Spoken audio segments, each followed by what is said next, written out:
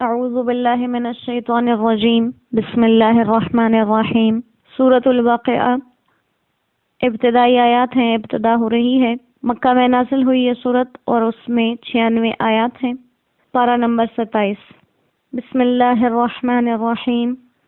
اذا وقعت الواقعہ، اذا وقعت جب واقعہ ہو جائے، الواقعۃ واقعہ ہو جانے والی، لیس لوقعتها نہیں ہے اس کے واقع ہو جانے میں، کاذبۃ کوئی جھوٹ، خافضۃ یہ پست کرنے والی ہے، رافعۃ اور بلند کرنے والی ہے، اذا رجت الارض جب زمین لرزے گی، رجا کپ کپا کر، وبست الجبال اور پہاڑ ریزہ ریزہ ہو جائیں گے، بسا ٹوٹ پھوٹ کر، فکانت حباء منبثا پھر ہو جائیں گے وہ غبار اڑتا ہوا، وکنتم ازواجا ثلاثا اور تم 3 قسم کے لوگوں پر تقسیم ہو جاؤ گے،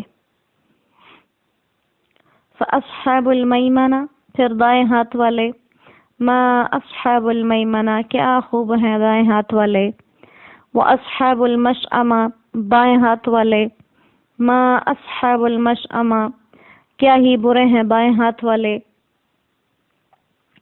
والسابقون السابقون اور سبقت کرنے والے کیا ہی سبقت کرنے والے، اولئک المقربون وہی مقرب لوگ ہیں۔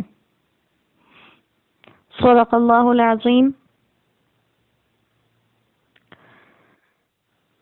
سورہ مبارکہ کے فضائل میں سے یہ بات آئی ہے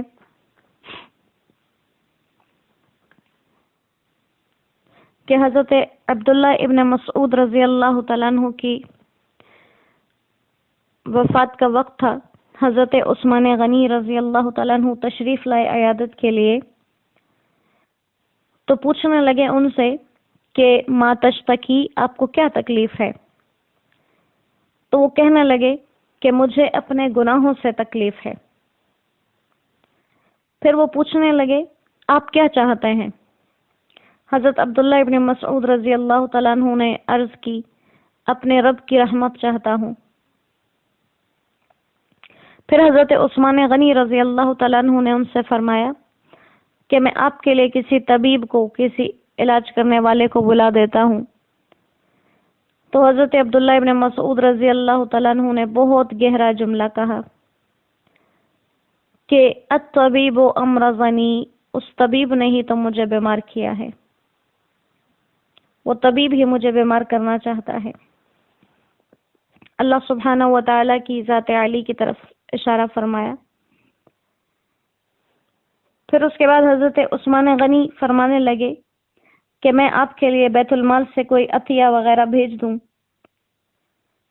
تو فرمایا کہ مجھے اس کی ضرورت نہیں ہے۔ حضرت عثمان رضی اللہ تعالیٰ عنہ نے فرمایا کہ عطیہ قبول کر لیجئے، آپ کے بعد آپ کی بیٹیوں کے کام آئے گا۔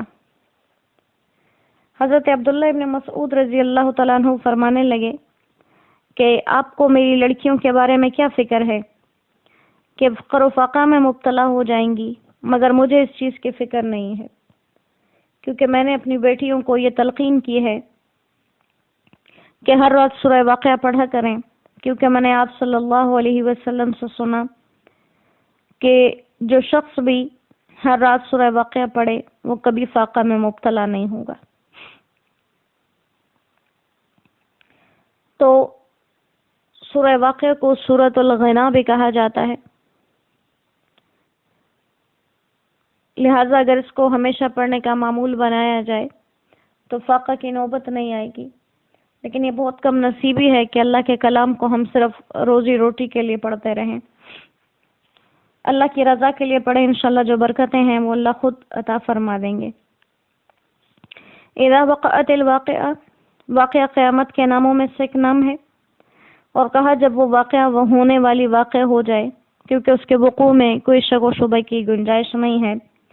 لیس لوقعتها کاذبہ، اس کے واقع ہونے میں کوئی جھوٹ بھی نہیں، اور نہ ہی کوئی اس کے واقع ہونے کی تکذیب کر سکتا ہے۔ تکذیب بمانا اس کو جھٹلا نہیں سکتا، یعنی دنیا میں اگر کوئی کہہ بھی دے کہ قیامت نہیں آئے گی تو اس کے اس طرح کہہ دینے سے قیامت آنے سے رکے گی نہیں، بلکہ آ کے رہے گی۔ اور پھر اس قیامت کا حال کیا ہے کہ خافضۃ الرافعہ، وہ بہت سے لوگوں کو بلند مرتبہ کر دے گی اور بہت سے لوگوں کو پست کر دے گی۔ وہ لوگ جو دنیا میں بلند مرتبوں پہ سمجھے جاتے، اگر وہ اللہ کی نافرمانی میں ہوئے تو یہ قیامت ان کا حال کیا کر دے گی؟ خافضہ، ان کو پست کر دے گی، حقیر کر دے گی، ذلت میں مبتلا کر دے گی۔ اور دنیا میں اگر کوئی انسان اپنے مال، اپنے اسباب، اپنے رتبے کی وجہ سے کم سمجھا جاتا ہے، لیکن اس کی زندگی اللہ کی مرضی کے مطابق گزر رہی ہے، تو قیامت کا دن اس کو رافعہ، بلند مرتبہ کر دے گا۔ جیسے ہم دنیا میں اکثر دیکھتے ہیں اس قسم کے انقلاب آ جاتے ہیں سلطنتوں میں، حکومتوں میں،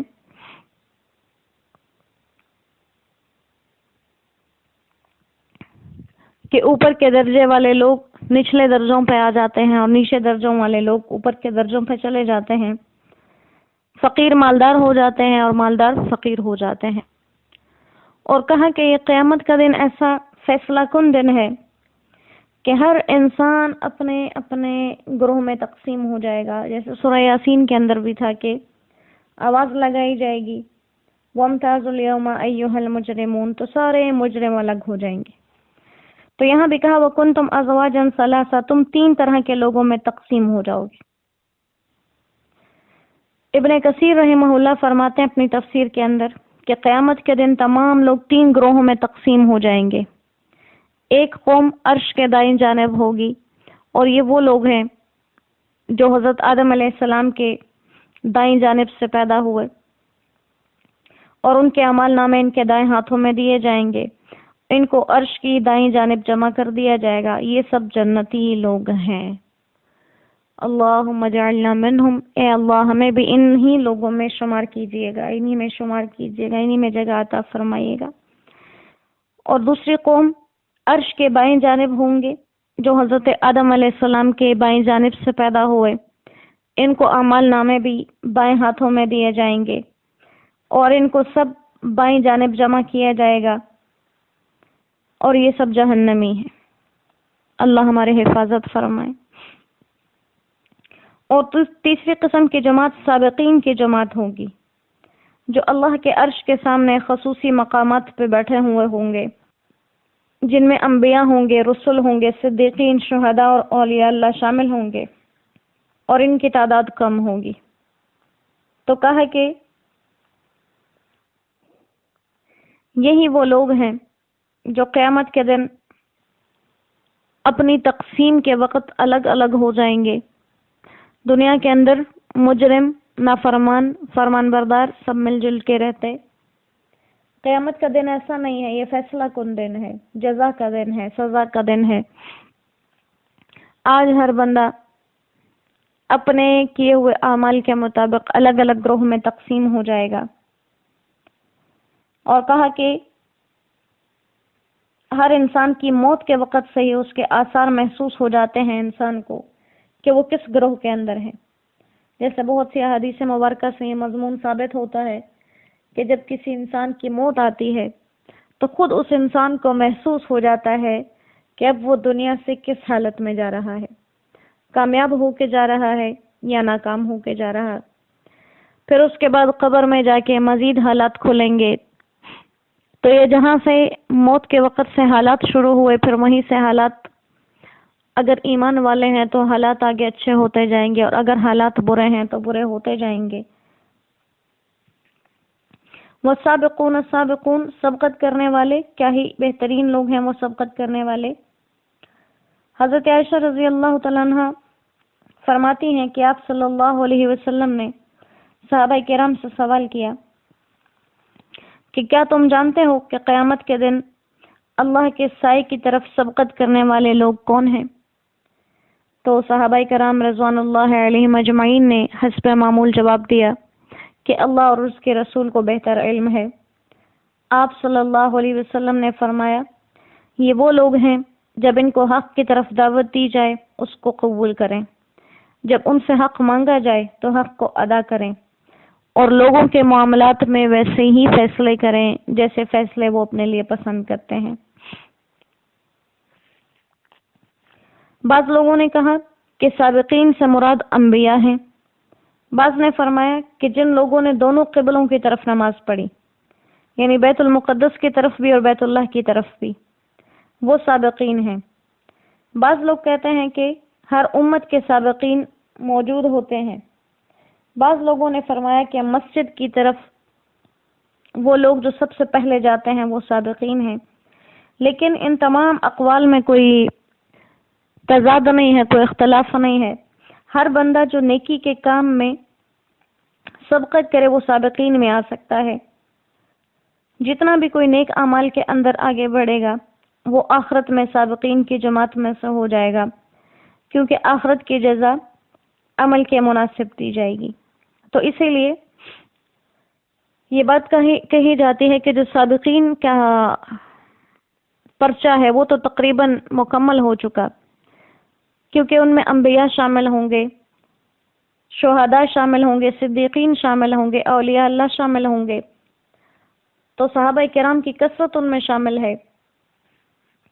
لہذا اس پرچے میں جگہ بہت کم ہے، وہاں پر بہت کم لوگوں کو جگہ مل سکتی ہے۔ تو انسان اپنی زندگی کے اندر یہ کوشش کرے کہ وہ ان گروہوں میں اپنا نام لکھوانے میں کامیاب ہو جائے، جن کے کامیاب ہونے کی دلیل اللہ نے اپنے پاک کلام کے اندر ذکر کی ہے۔ اور اگر یہ کامیابی کا اعلان کسی انسان کی زبانی ہوتا تو اس میں شک اور تردد کی گنجائش ہے، لیکن جب کسی کی کامیابی کا اعلان وہ رب خود کر دے جس نے کامیابی بنائی، ناکامی بنائی، تو اس انسان کے کامیاب ہونے میں کسی قسم کا کوئی تردد نہیں رہ سکتا، اور اس انسان کے ناکام ہونے میں بھی کوئی تردد نہیں ہو سکتا۔